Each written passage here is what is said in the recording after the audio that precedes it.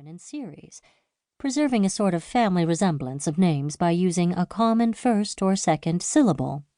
The ling of Eling, Chingling, and Mayling means life or age, in the sense of lifetime or era, rather than mood. But it is likely that this character was chosen more for the sake of euphony than for meaning. Unless the Chinese paterfamilias is scholarly to the point of snobbery, he does not fret too much about such trifles. Almost any high-sounding, abstractly virtuous character will do. Perhaps it was half believed that the character Ling might impart long life to those who bore it as an appellation. Mayling, beauty the long-living. One friend of the songs goes so far as to say that this Ling means no more than does the Ling in darling, that it is, in short, merely a loving diminutive. The theory is tempting, but too amusing and pat to be taken seriously. Nevertheless, since it has been put forward by a Chinese, it is safe to suppose, at least, that the intrinsic value of the character in translation is not great. Eling, or Eiling, means friendly life, or era, or long-living kindliness. Chingling means glorious life. Mayling means beautiful life. If we ignore the second syllable and translate the other words as nouns, which according to Chinese grammar we have every right to do, Madame Kong may be called kindliness, Madame Sun, Gloria, and Madame Chang, beauty. By this time, at any rate, they are celebrated names that mean just about as much as the Elizabeth of England's Queen or the Eleanor of Mrs. Roosevelt.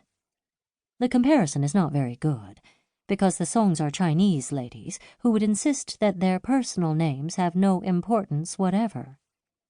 They are better known to their people as Mesdames Kong, Sun, and Chang.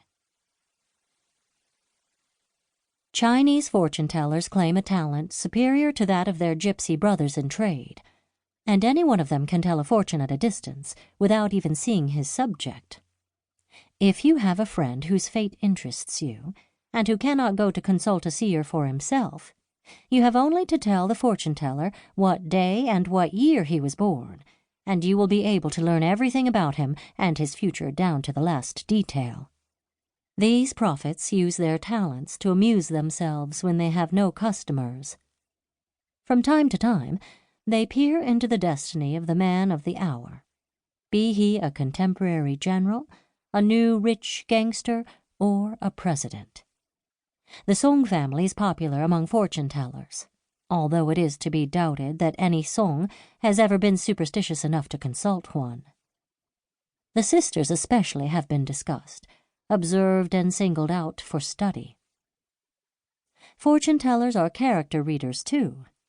Some of them, like phrenologists, can describe a man's personality by studying the shape and contours of his face and head.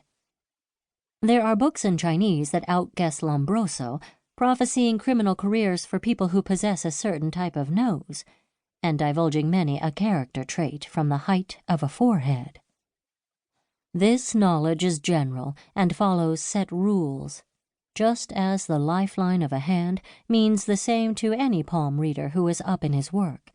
So the shape of a face denotes the same characteristic to no matter what fortune-teller.